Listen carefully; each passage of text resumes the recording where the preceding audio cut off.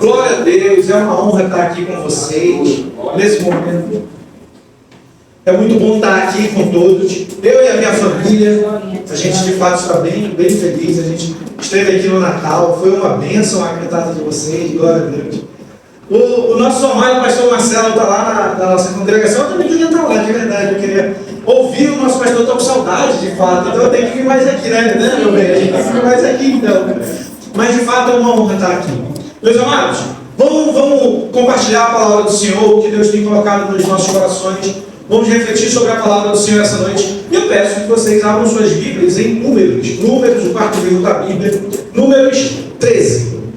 Números 13, do versículo 26 ao versículo 33. Números 13, do 26 ao 33.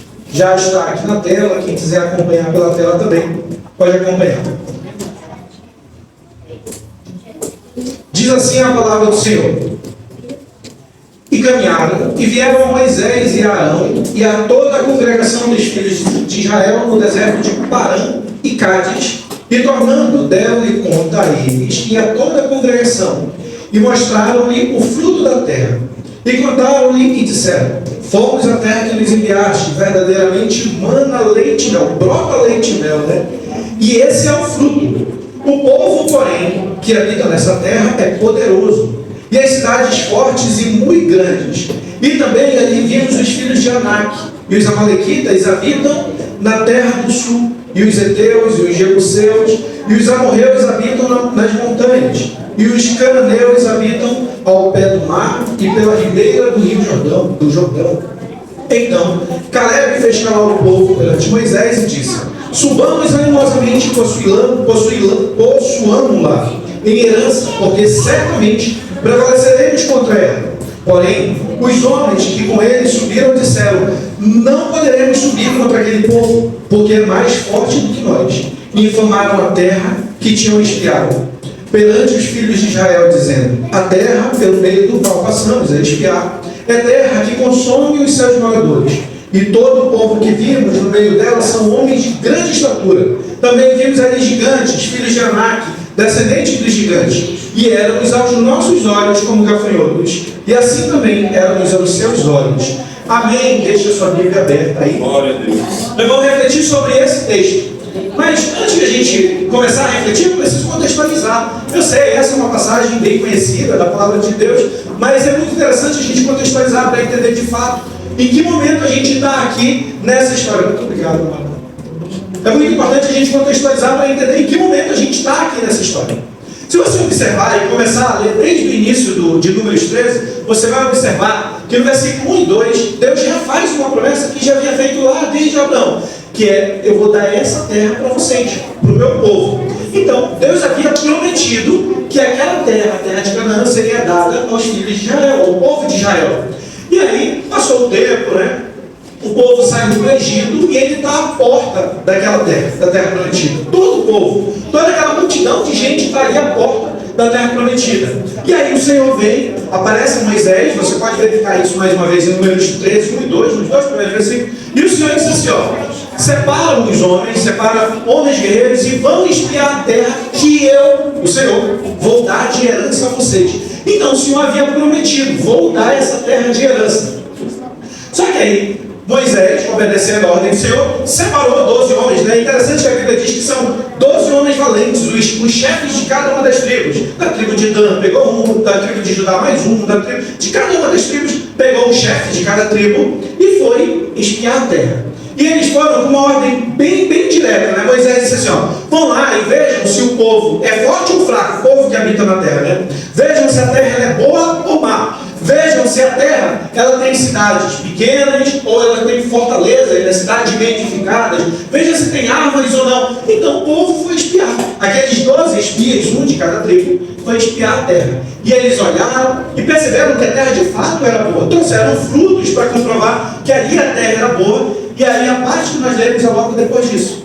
Quando os espias retornam, e aí eles unem toda a congregação, todo o povo, toda aquela multidão de Israel, e eles vão relatar o que aconteceu, o que eles haviam visto. Foi exatamente isso que a gente leu. Então, o tema da nossa palavra hoje é: em quem está o seu olhar? Em quem a gente está colocando os nossos olhos? Em quem você tem colocado os seus olhos? Em quem eu tenho colocado os nossos olhos? E a gente vai perceber que isso faz toda a diferença. Dependendo de onde você põe os seus olhos, você tem um caminho ou outro caminho a seguir. E a gente vai observar isso nessa noite, quando a gente estiver analisando a vida desses espias. Porque se a gente pega e coloca os nossos olhos na circunstância, a consequência em nossa vida vai ser uma. Se a gente coloca os nossos olhos em Deus, a consequência na nossa vida vai ser outra. E aqui eu quero frisar exatamente as duas faces disso. A gente pode começar observando pelos 10 espias. 10 daqueles 12, quando retornaram de fato todo mundo: a terra é boa, vamos falar para o povo. E aí, na hora de falar para o povo, 10 daqueles espias falaram o seguinte: de fato a terra é boa. Está aqui o fruto para comprovar. E eles trouxeram os frutos lá para comprovar que a terra era boa. Mas qual foi a palavra deles? A palavra deles foi a seguinte: mas a gente não pode subir contra aquela terra, a gente não pode vencer aquelas pessoas, porque as pessoas que estão ali são gigantes. Os moradores daquela terra devoram aqueles que vão contra eles. Os moradores daquela terra destroem aqueles que sobem contra eles, porque as cidades são fortes, porque o povo é forte. E aí, é interessante que se a gente continuar lendo, a gente vê que a consequência disso é que todo o povo, toda a congregação chorou, se desanimou. Se você continuar lendo esse mesmo texto, você vai observar que essa foi a consequência. A palavra daqueles 10 espias trouxe desânimo a toda a congregação, trouxe desânimo a todo o povo de Israel. Por quê? Porque os olhos dele não estavam em Deus. Os olhos deles estavam nas circunstâncias. E aí a gente vai notar exatamente isso. Se você, se eu, se cada um de nós aqui ficar com os olhos fitos, fixados na circunstância, a nossa vida tende a chegar nesse ponto, onde nós vamos ver mais para frente, em que nós não vamos obter as promessas que foram feitas. Porque é muito interessante isso. Quando Deus prometeu que ia dar a terra prometida, Ele prometeu para quem? Para todo o povo de Israel. A promessa era para todos. A promessa era para todos. A promessa não era destinada para um ou outro. Se a gente continuar lendo, a gente observa que só 2 entraram, e foram aqueles que estavam com os olhos em Deus. Mas a promessa não era só para eles 2. A promessa era para todo o povo. Quando Deus disse: eu vou dar essa terra como herança, é para todo Israel. Para todo Israel. Mas, como todo o povo, como a multidão de gente deixou o seu coração ser tomado pelo olhar dos espias, qual foi a consequência? Aqueles que tiraram os olhos do Senhor e colocaram os olhos na circunstância, não obtiveram a sua promessa. Eles não chegaram onde Deus tinha prometido. Aí fica o questionamento, né? Deus falhou? Não. O povo não acreditou. Porque aqueles que acreditaram, eles obtiveram a promessa. Então, nota que aquela multidão, toda aquela multidão, foi abatida por uma palavra de desânimo. 10 daqueles espias, daqueles 12 espias que foram observar a terra, ficaram olhando as circunstâncias, né? E muitas vezes a gente faz isso. A gente olha para a economia: meu Deus amado, a economia está indo de mal ao pior. Aí a gente olha para as notícias, né? O dólar está disparando, aí bate aquele desânimo. O desemprego, aí bate o desânimo. Aí bate o desânimo. E a gente começa a olhar para a circunstância. Aí eu olho para a doença, é uma doença incurável. Aí eu olho para a conta que eu tenho que pagar essa semana, o dinheiro não dá. E a gente começa a olhar para as circunstâncias, e olha para as circunstâncias, e olha para as circunstâncias, e esquece da promessa de Deus na nossa vida. E esquece daquilo que o Senhor tem prometido para a nossa vida diariamente. E a gente prefere olhar para a circunstância. Quantas vezes a gente se depara com alguma situação em que é chamada do Senhor: olha para mim, mas a gente prefere olhar para a circunstância. E aqui fica um ponto bem interessante. Aquilo onde a gente põe os nossos olhos é que vai parecer grande para a gente, né? Aquilo que você põe os seus olhos é o que vai parecer grande para você. E quanto mais focado você está nisso, maior isso parece. Se você fica olhando para a crise, essa crise parece tão grande que você diz: cobriu o tamanho do meu Deus. Como assim cobriu o tamanho do meu Deus? Foi exatamente o que esses 10 espias falaram. Eles olharam para a terra e disseram: essa terra é boa, a promessa é real, ela mana, ela brota leite e mel, mas ela é difícil, não vai dar, não. Eu acho que é para outro, não é para mim essa promessa. É para outro, é para uma outra circunstância. Não é para mim. E a gente se abate com isso. Quando a promessa do Senhor é para a nossa vida. A promessa do Senhor é para a sua vida. O nosso Deus, ele é um Deus individual. A gente olha assim, Deus fala no atacado. Não, Deus fala no individual com cada um de nós. Deus tem uma promessa no individual para cada um de nós. Deus tem uma promessa no individual para mim. Deus tem uma promessa de salvação, de restauração para cada um de nós de forma individual. Só que eu quero olhar para a crise, para a circunstância, para a dificuldade, para a dor, para a doença, para o problema. E eu transformo isso num negócio que eu não consigo contornar, que eu não consigo controlar, porque a força do nosso braço não dá. Porém, a gente pode continuar observando, né? Josué e Caleb, qual foi a força, qual foi a atitude deles diante da dificuldade, né? E quando aqueles 10 espias falaram e desanimaram todo o povo, fizeram todo o povo cair em choro, em tristeza, em desânimo. Qual foi a atitude de Josué e Caleb? Primeiro, aqui no texto que a gente lê, a gente já pega uma parte do que Caleb fala. Ele diz, não. Vamos subir contra esse povo, vamos subir de forma animada, porque o Senhor prometeu. E aqui já vem um ponto muito interessante novamente. A nossa fé tem que estar firmada no que Deus prometeu. As circunstâncias, elas podem ser adversas e geralmente elas vão ser adversas sim. Mas se você ficar com os olhos fitos nisso, você vai ficar parado aí. Quando a gente coloca os nossos olhos em Deus, no que Ele prometeu, no caráter de Deus, aí o nosso proceder vai ser diferente. Como mais uma vez, a gente pode ver o que Caleb falou no versículo 30, né? Ele diz assim, então Caleb fez calar o povo perante Moisés e disse, vamos subir de forma animada e vamos possuir a terra. Nós vamos possuir essa terra, né, por herança, porque certamente a gente vai prevalecer contra ela. De onde vinha essa certeza? De onde vinha esse ânimo? Porque Josué e Caleb viram a mesma coisa dos outros. Josué e Caleb viram que lá tinha gigante. Josué e Caleb viram que lá as cidades de fato eram fortificadas. Josué e Caleb viram que lá o povo era guerreiro, que lá o povo destruía quem se levantava contra eles. De onde vem essa convicção, esse ânimo? Esse ânimo só pode ser obtido quando os nossos olhos estão em Deus. Se os nossos olhos estiverem no Senhor, a gente consegue transpor as barreiras, como diz a palavra do Senhor. Mas se os teus olhos estiverem na circunstância, a gente trava na circunstância. A nossa fé, ela deve estar firmada no que Deus prometeu. Deus havia prometido, eu vou dar essa terra por herança. Essa terra que vocês vão observar, eu darei por herança a todos vocês. Só que aí fica aquele ponto que citei há pouco. Quem acreditou, entrou. Quem não acreditou, ficou de fora. E aí a gente lembra, inclusive, daquele texto de Provérbios diz que assim como acreditar, assim como crer no teu coração, assim será. Então, se você crê no que o Deus tem prometido, que o Senhor tem prometido para a nossa vida, confia, põe tua fé nisso. O nosso Deus, ele é digno de confiança. O teu Deus, ele é digno de confiança. O nosso Deus, ele não pode ser tratado como um mero acaso. Na nossa vida não existe isso.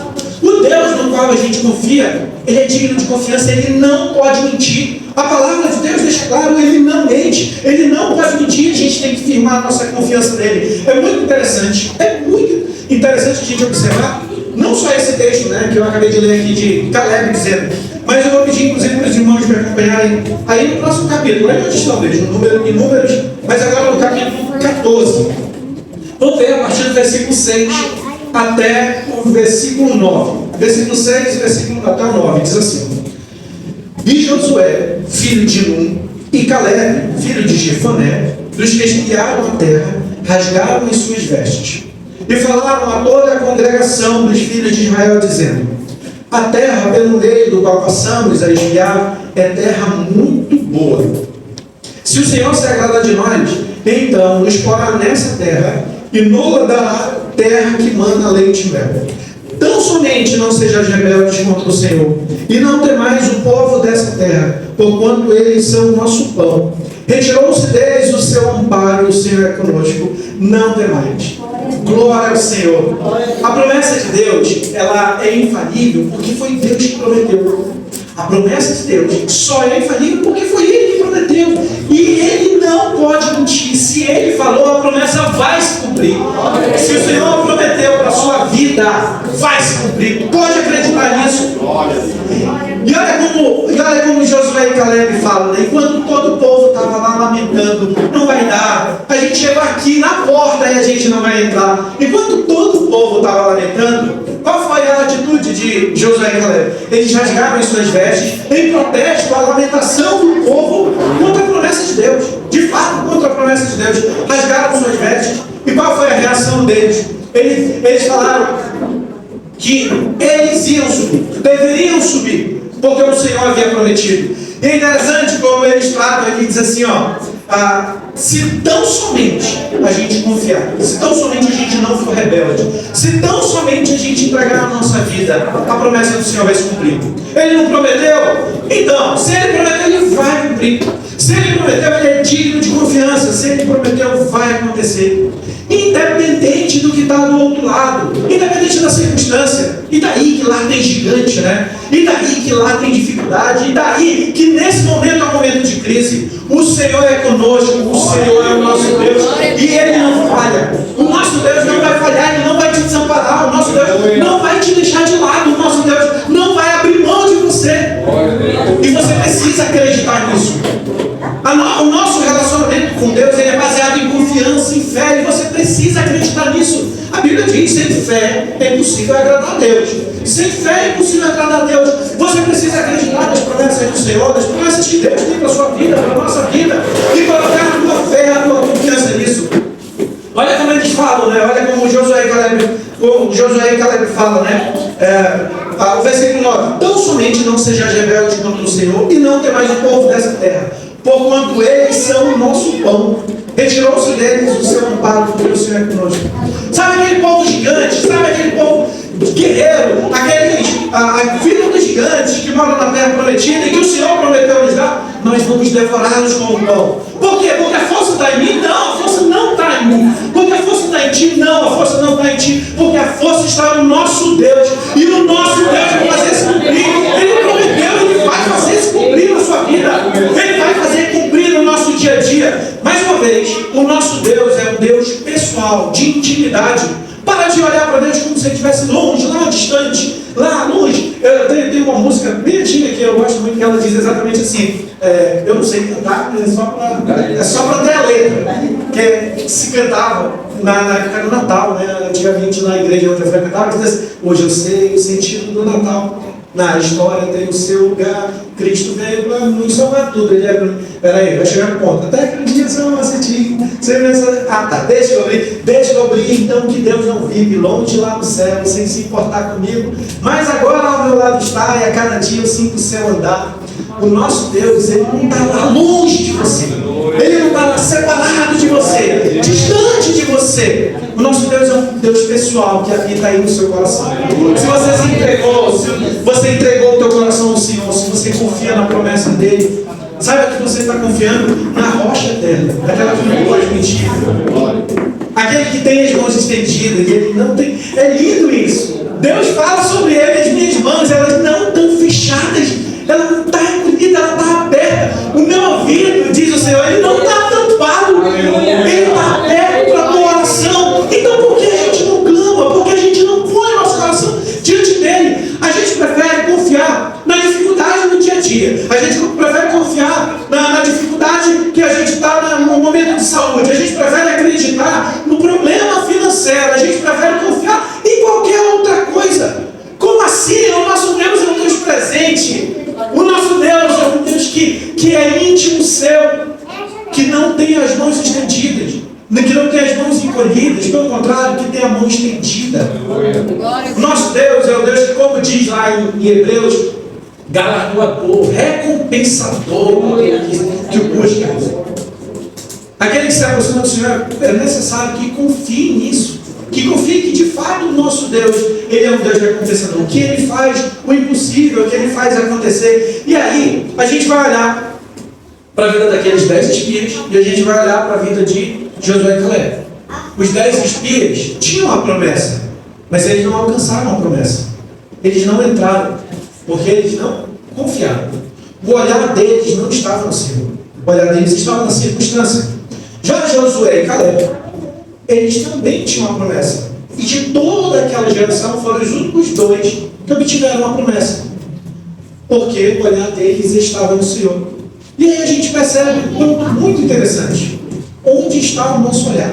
Se o seu olhar está em Deus, se o seu olhar está no Senhor, se a tua fé está firmada naquele que prometeu, porque você conhece o caráter de Deus e sabe que Ele não vai mentir, você vai obter as promessas que o Senhor tem colocado sobre a sua vida, Ele tem prometido para você.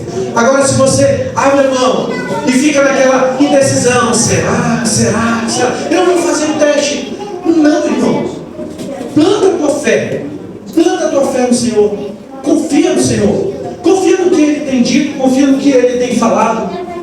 E aí a gente observa que onde a gente coloca os nossos olhos, muda toda a circunstância da nossa vida. As circunstâncias futuras, elas serão moldadas por onde você está colocando os olhos agora, onde você está colocando a tua fé agora. Se a tua fé não está em Deus, você tem uma situação a viver. Se a tua fé está em Deus, a situação é totalmente outra. A gente pode observar isso em várias outras situações.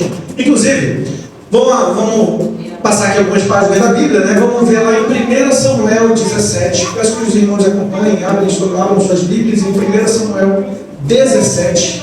Vamos ler outra passagem, a gente vai ver uma situação bem parecida. 1 Samuel 17, versículo 22 até o versículo 24. 22 ao 24, está na tela, e diz assim o 22. E Davi deixou a carga que trouxera na mão da guarda da bagagem e correu à batalha. E chegando, perguntou a seus irmãos se estavam bem. E estando ele ainda falando com eles, eis que vinha subindo do exército dos filisteus o homem guerreiro, cujo nome era Golias, o filisteu de Gate. E falou conforme aquelas palavras, e Davi as ouviu. Porém, todos os homens de Israel, vendo aquele homem, fugiam de diante dele e temiam grandemente. A gente já vai continuar, mas vamos parar aqui para observar. Davi foi levar comida para os seus irmãos, né, que estavam ali no campo de batalha. Estava tendo guerra naquele exato momento entre os filisteus, o inimigo do povo de Deus, e o povo de Israel. E lá no lado dos filisteus existiam alguns gigantes, e aí existia o gigante Golias, que todo mundo conhece a história do gigante Golias, Davi contra Golias, todo mundo conhece essa história. Mas eu quero chamar a sua atenção para esse ponto. Quando Davi foi levar a comida para os seus irmãos, Golias apareceu e começou a insultar o povo de Deus. Só que é interessante a gente notar que isso já vinha se repetindo há vários dias. Não foi a primeira vez. O gigante Golias já vinha vários dias insultando o povo de Deus, dizendo: aí não tem nenhum guerreiro para lutar contra mim. E ele insultava o povo, xingava o povo de Deus, ofendia a Deus, e todo mundo calado, todo mundo fugindo, exatamente como diz o versículo 24. Porém, todos os homens de Israel, vendo aquele homem, fugiam de diante dele e temiam grandemente. A minha pergunta é: o exército de Israel estava olhando para quem nesse momento? Só para o gigante, só para a circunstância, só para a dificuldade. Estava olhando para o tamanho do guerreiro, de um homem de guerra, de um gigante. O exército inteiro de Deus, o exército inteiro de Israel, estava olhando para Golias. E como ele estava olhando para o homem da guerra, eles estavam com medo daquilo. E todos eles tenderam, e todos eles pararam, e todos eles ficaram travados na circunstância. Porque os olhos deles estavam fixos em Golias. Os olhos deles estavam fixos no guerreiro. E eles diziam: se a gente for no outro lado, o gigante vai nos destruir. E dia após dia, aquele gigante aparecia e afrontava eles.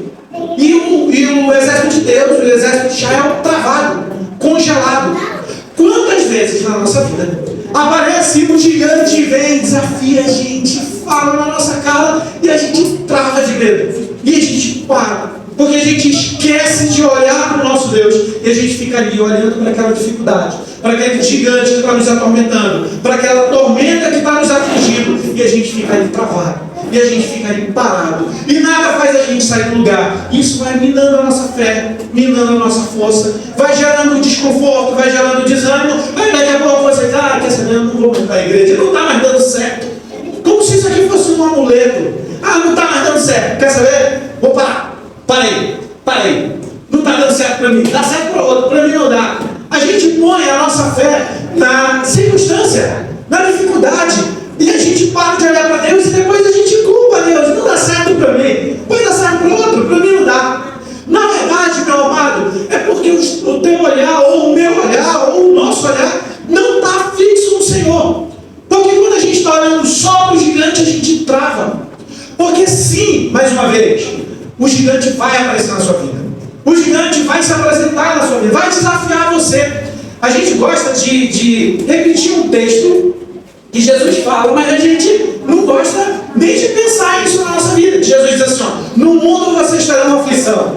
Aí é legal falar para o outro, né? Quando eu estou passando dificuldade, lembra que Jesus disse: no mundo tu vai ter aflição. Mas quando é com a gente esquece de crer. O negócio de aflição na minha vida é difícil, né? Mas essa promessa, ela se cumpre diariamente. No mundo a gente tem aflição. Essa é a tipo da promessa que a gente não quer que aconteça, mas ela se cumpre diariamente, né? No mundo a gente tem aflição. Mas aí a gente esquece o restante da promessa. Porém, tem de bom ânimo, porque eu venci o mundo e o Senhor promete que vai estar com a gente em cada dificuldade, em cada momento, em cada batalha. Põe os teus olhos no Senhor. Põe os teus olhos no Senhor. O povo de Israel travou diante do guerreiro, do gigante, porque eles estavam olhando somente para o adversário. Nenhum momento eles pararam para olhar para Deus. Mas aí a gente vai ver Davi. Vamos lá, a gente está em 1 Samuel 17, vamos para o versículo 45.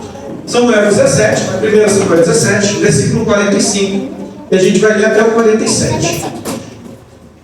1 Samuel 17, 45, até o 47. Está na tela, 45, diz assim: Davi, porém, disse ao filisteu: Tu vens a mim com espada e com lança, e com escudo, porém eu vou a ti em nome do Senhor dos Exércitos, o Deus de Israel, a quem tens afrontado. Hoje mesmo o Senhor te entregará na minha mão, e ferir-te-ei, e tirarei a sua cabeça, e os corpos do arraial dos filisteus darei hoje mesmo às aves do céu e às bestas da terra. E toda a terra saberá que é Deus de Israel. E saberá toda essa congregação que o Senhor salva, não com espada nem com lança, porque do Senhor é a guerra, e Ele vos entregará nas nossas mãos. Amém? Do Senhor é a guerra. E aí a gente olha para Davi e a gente percebe que, ao contrário de todo aquele exército de Israel, Davi estava com os olhos no Senhor. Ele não olhou para o exército do adversário para ver se o exército do adversário era numeroso ou não. Não, ele não fez isso. Ele não olhou para o tamanho do gigante para saber se dava 2, 3, 1,5 dele. Ele não fez isso. Ele não olhou para o currículo do adversário. Ele sabia que era gigante. Ele sabia que na força dele não dava. Mas qual é a resposta que Davi dá diante da dificuldade? Saberá todo esse povo que do Senhor é a guerra. É do Senhor que é a guerra, porque é o Senhor que batalha com você. É o Senhor que batalha na nossa vida dia a dia.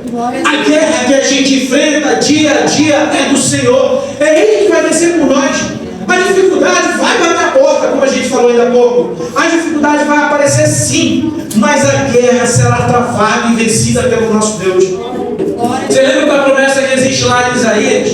Isaías diz assim, lá em Isaías diz assim, quando passares pelas águas estarei contigo. E se passares pelo fogo, e quando passares pelo fogo, não é se, é quando passar pelas águas.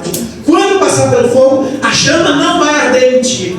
A promessa do Senhor é para a tua vida, é para a minha vida. Basta a gente tomar posse disso, a gente tomar posse e confiar no Deus que prometeu, no Deus que não pode mentir, no Deus que não tem sombra de variação, no Deus que é fiel, no Deus que faz, no Deus que com uma palavra muda as circunstâncias, com uma palavra traz a vida, o Deus que faz o milagre acontecer. Basta a gente colocar a nossa fé nisso, basta a gente colocar a nossa fé no Senhor. Vai ser difícil, lógico que é. É difícil a gente passar por dificuldade, é difícil a gente ver a dificuldade chegando e a gente não tem solução. No ano passado, eu e a minha esposa, a gente estava passando por uma dificuldade grande em determinada situação. A gente tem uma empresa e estava num momento bem complicado na empresa, e a gente numa dificuldade grande quanto à nossa empresa.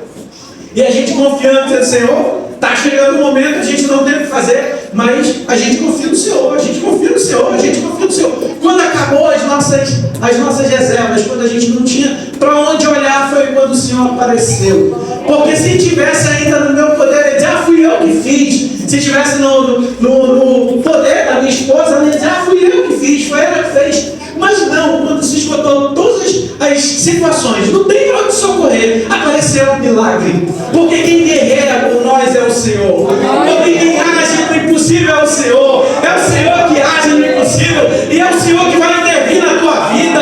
É o Senhor que vai intervir na minha vida. É o Senhor que vai intervir quando não tem mais para onde a gente olhar. Você olha ao redor e não vê mais saída. É aí que o Senhor vai intervir. O gigante pode aparecer. O gigante pode sim te afrontar, mas não olha para o gigante. Olha para o Deus que pode vencer o gigante. Olha para o Deus de quem é a guerra. O do Senhor é a guerra. A guerra que você tem enfrentado, ela é do Senhor.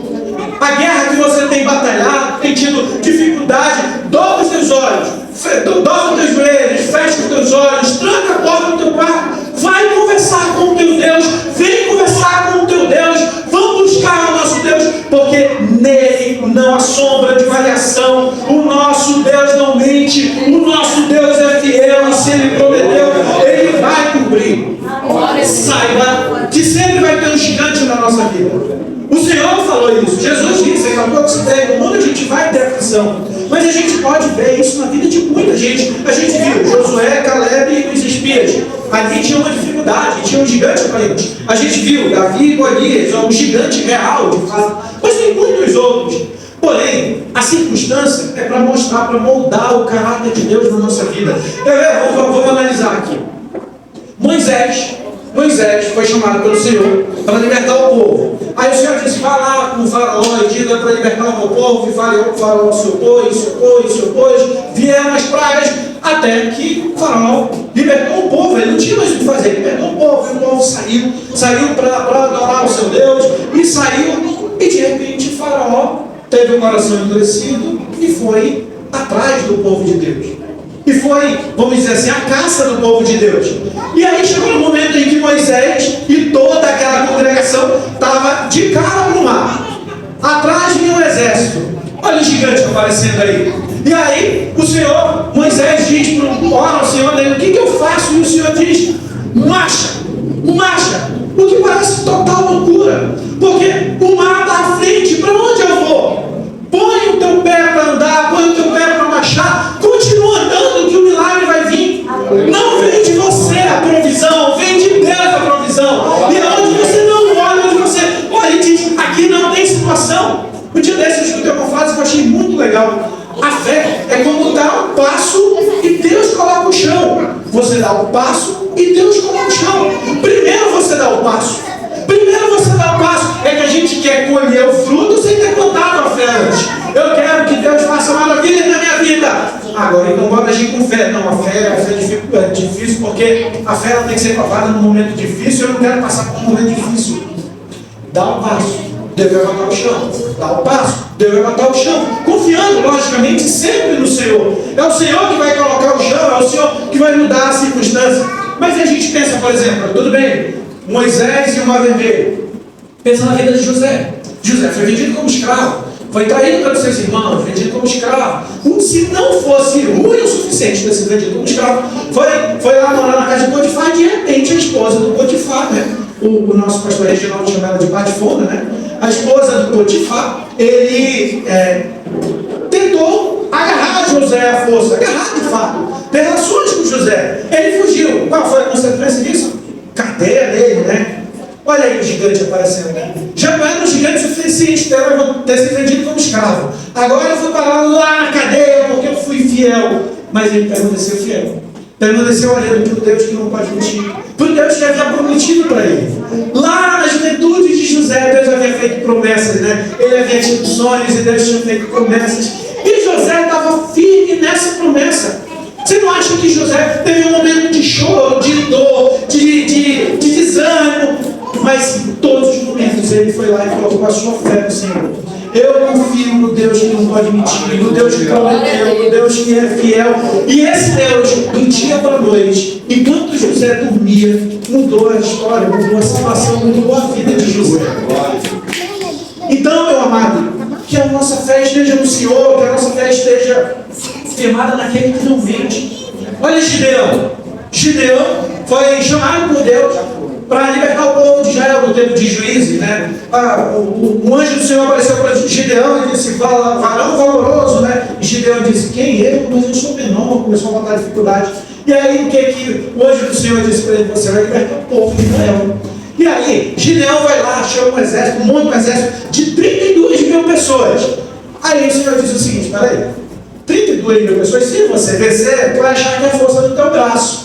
Vamos lá, vamos botar um gigante aí para a gente vencer, vamos deixar só 300. Aí mandou todo mundo para cá, ficou 300. E com esses 300, houve um milagre. Com esses 300, Gideão comprovou que quem tem a força no braço é o Senhor. Com esses 300, Gideão entendeu e aprendeu que a guerra é do Senhor, não é nossa. A guerra, aquele que vence é o nosso Deus. E a gente pode pensar em vários outros exemplos. Pensa, por exemplo, Daniel e a fornalha de fogo ardente, né? Olha o gigante aparecendo na vida de Daniel, né? Daniel olhou para a circunstância? Não olhou para a circunstância. Ele continuou orando. Porque o rei decretou que aquele que ficasse orando ao Deus de Israel, né? Aquele que orasse seria jogado na fornalha de fogo ardente. Olha o gigante aparecendo. Não só Daniel, os amigos de Daniel, né? Sadraque, Mesaque e Abednego, que olha o gigante aparecendo na vida deles, né? Perdão, Daniel é a cova dos leões, eu confio na história. Daniel é a cova dos leões, Sadraque, Mesaque e Abednego, que é a fornalha de fogo ardente. Confundi. Mas olha só, Daniel, olha o gigante na vida de Daniel, a cova dos leões. Sadraque, Mesaque e Abednego, olha o gigante aparecendo com fornalha de fogo ardente. Agora está certo. E aí, é interessante, inclusive, a resposta que os amigos de Daniel dão para o rei, né?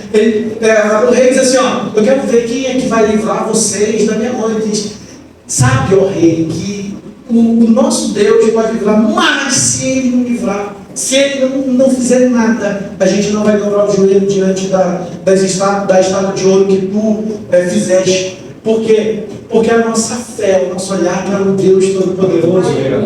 O teu olhar não pode estar em outra situação. O teu olhar, a tua fé, o teu coração tem que estar no Deus Todo-Poderoso, aquele que faz milagre, aquele que faz maravilha. Inclusive, é muito interessante, eu vou pedir para a gente ver um outro texto que está lá em 1 Timóteo. 1 Timóteo 1,12. Deixa eu ver as horas aqui. 1 Timóteo 1,12. 1 Timóteo 1,12 diz assim: por cuja causa padeço também isso, mas não me envergonho, porque eu sei em quem tenho crido, e estou certo que é poderoso para guardar o meu depósito até aquele dia. Glória a Deus. Em 1 Timóteo, é Paulo escrevendo para Timóteo. Paulo está escrevendo para Timóteo e ele escreve isso. E eu quero ressaltar aqui, aos olhos de todos nós, o que Paulo escreve. Paulo escreve assim: ó, eu sei em quem eu tenho crido. Eu sei que ele é fiel. Mas nota um negócio muito interessante. Paulo não escreve assim: ó, eu sei no que, na coisa que eu tenho acreditado. Ele fala assim: ó, eu sei em quem eu tenho acreditado. Sabe por que a promessa é fiel, a promessa vai se cumprir? Porque quem prometeu foi Deus. Não é uma coisa. A promessa, qualquer promessa pode falhar, a de Deus não. A circunstância, qualquer coisa pode ser adversa. O nosso Deus, ele pode intervir. É interessante notar que quando Paulo escreve, ele diz assim: ó, eu sei em quem eu tenho crido, eu sei que ele é fiel. Se ele prometeu, ele vai cumprir. O nosso Deus é fiel. O nosso Deus é digno de confiança. E a gente precisa entender que quando a gente planta a nossa fé no nosso Deus, o que a gente vai colher é milagre. Planta a fé em Deus e você vai colher milagre. Saiba em quem você tem crido. Mas eu não conheço a Deus. Então esse é o momento. A gente precisa conhecer o nosso Deus. Tem um momento de intimidade com o nosso Deus. A gente tem que ter um momento de oração com o nosso Deus. Momento de intimidade na presença do nosso Deus, para que a gente saiba o Deus a quem a gente serve. Para que a gente entenda que o nosso Deus de fato não é um Deus distante. Pelo contrário, é um Deus perto. Perto está o Senhor, é o que diz a palavra. E que a gente entenda que o nosso Deus é um Deus que está perto. Olha só, eu quero dizer que quem planta fé colhe milagre. Bora parar e pensar em alguns casos, em outros casos da Bíblia, né? A gente pensa, por exemplo, naquele centurião de Cafarnaum, que tinha um filho, um evangelho diz que é o filho, e no outro diz que é um servo, mas tinha um servo enfermo. E aí ele chega até Jesus e ele diz: Senhor, dá uma palavra. Eu sei que o meu servo ficará curado. Qual foi a resposta de Jesus? A resposta de Jesus foi assim: ó, seja feito como tu creste. Quem planta fé, quem olha para Deus, fica firme no Senhor, coloca a sua fé, a sua confiança no Senhor, vai colher a recompensa, vai colher o milagre de Deus. Olha aquela mulher do fluxo de sangue, né, que também é uma história muito conhecida. Quando ela sai no meio da multidão, dizendo: se eu só tocar na orla, na beirada das vestes dele, eu vou ser curada. Plantou fé. E qual foi a recompensa? Foi a cura. Inclusive, a resposta que Jesus diz para ela, dá para ela: mulher, a tua fé te salvou. Você plantou fé, você vai colher a recompensa, você vai colher o milagre. E aí tem mais profetas. Se você continuar lendo esse texto que fala de vários milagres de Jesus, a gente chega, por exemplo, no momento em que Jesus cura um cego. E aí o cego vem clamando, e aí quando Jesus pergunta o que quer que faça, e ele diz que quer ver, Jesus diz assim: seja feito conforme a tua fé, a tua confiança. Quando a gente olha para Deus, eu estou fito em Deus, eu estou focado em Deus, e eu coloco a minha confiança nesse Deus que não pode mentir, nesse Deus que não tem a mão encolhida, pelo contrário, tem a mão aberta, nesse Deus que tem um ouvido atento para a voz do seu povo, para a oração do seu povo. Quando eu ponho a minha fé ali, a recompensa disso, o que eu colho disso, é o milagre. Eu sei que a gente precisa vivenciar isso diariamente. Aí talvez alguém diga: mas eu não tenho uma promessa de Deus. Como não? A palavra do Senhor é cheia de promessas para a nossa vida. A gente precisa focar na palavra do Senhor, a gente precisa ter essa intimidade com o Senhor e trazer as palavras que tem ali na Bíblia para a nossa vida. Essa aqui é o manual da nossa vida, esse é o manual de fé que a gente tem. Olha como Jesus disse: uma promessa do Senhor: eis que eu estou contigo todos os dias. Todos os dias.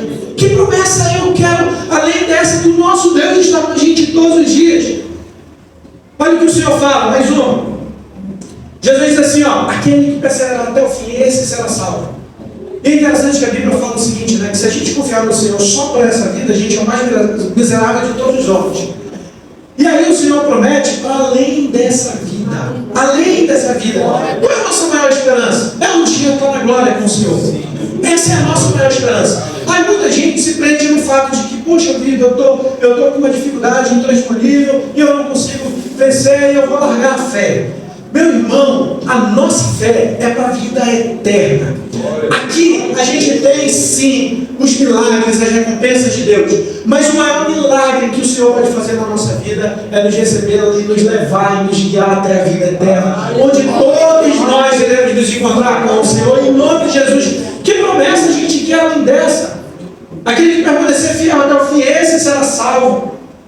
Que promessa a gente quer além? Por exemplo, daquela que fala no Salmo 1, né? Que nós seremos, aquele que busca o Senhor, aquele que se entrega ao Senhor, nós seremos como uma árvore plantada junto ao ribeiro, que no tempo certo dá o seu fruto.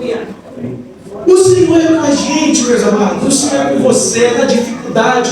Você vai prosperar. É interessante a gente ver, por exemplo, na vida de Isaac. A terra estava seca, estava todo mundo saindo de Israel indo para o Egito, porque não tinha mantimento na terra. A terra estava seca, a terra estava com fome, existia fome na terra, e todo mundo ia para o Egito, e o Senhor disse: não, fica aí. E Isaac ficou, colocou a confiança em Deus. Qual foi o resultado disso? Cada poço que era cavado, ele encontrava água. E a Bíblia diz que Isaac prosperou de 1 para 100, de 1 para 100, de 1 para 100. O nosso Deus é com a gente, meus irmãos. O nosso Deus é com você. Olha como diz a palavra do Senhor, né? Lá no Salmo 23. Ainda que você ande, ainda que eu ande, ainda que nós todos andemos pelo vale da sombra da morte, o Senhor é conosco. O Senhor é conosco. O Senhor é comigo. O Senhor é contigo. E olha o que diz também nesse mesmo Salmo: bondade e misericórdia me seguirão todos os dias da minha vida. Glória a Deus, e eu vou habitar na casa do Senhor para todo sempre. Glória a Deus. Lá no Salmo 91, o Senhor é o nosso refúgio, o Senhor é a nossa fortaleza. Perdão, confundi os salmos. Mas aí Salmo, o Senhor é meu refúgio, 46, esse, né? O Senhor é meu refúgio, minha fortaleza, 46, né? O Senhor é o meu refúgio, a minha fortaleza, o meu socorro bem presente na angústia, na tribulação. Meus amados, você tem promessa do Senhor. Eu tenho promessa do Senhor. Qual é a promessa que o Senhor tem derramado na tua vida? Qual é aquela promessa que tem ardido no teu coração? Meu amado, eu sei que você tem dificuldade, eu tenho dificuldade. Todo mundo passa por problemas na sua casa, do pequeno ao grande, do pequeno ao idoso, todas as idades, todo mundo passa por dificuldade. Qual é a dificuldade? Qual é o problema que a gente tem enfrentado? Eu sei que, independente da circunstância, eu posso confiar naquele Deus que não mente. Eu sei que, independente da circunstância, a gente pode confiar naquele Deus que não falha, daquele Deus que prometeu. E a promessa vai se cumprir, não é porque você é bom, eu sou bom, porque a gente tem força no nosso braço, porque a gente é valente, nada disso. A promessa vai se cumprir porque o nosso Deus prometeu, porque o nosso Deus é, porque o nosso Deus é conosco. Glória a Deus, meus amados. Então essa noite é a palavra do Senhor para nossas vidas, que inclusive é um convite para que a gente coloque os nossos olhos no Senhor, para que a gente não fique olhando para as circunstâncias. A circunstância vai ser diversa na nossa vida em muitos momentos. A dificuldade vai aparecer na nossa vida em muitos momentos. Mas o convite do Senhor essa noite é justamente para que a gente tire os olhos da circunstância e coloque os olhos no Senhor. Sabendo que no Senhor a nossa vida está bem guardada. Sabendo que no Senhor a nossa vida tem o fim que nós desejamos, viver a vida eterna com o nosso Deus. Então, que nessa noite a gente possa depositar no nosso Deus a nossa fé, que nessa noite a gente possa depositar no nosso Deus a nossa confiança, sabendo que isso vai trazer frutos sim nessa vida presente, mas muito mais do que isso na vida eterna. Vamos plantar a nossa fé no nosso Deus, vamos colocar no nosso Deus a nossa fé, sabendo que Ele é digno da nossa confiança. Amém, meus amados?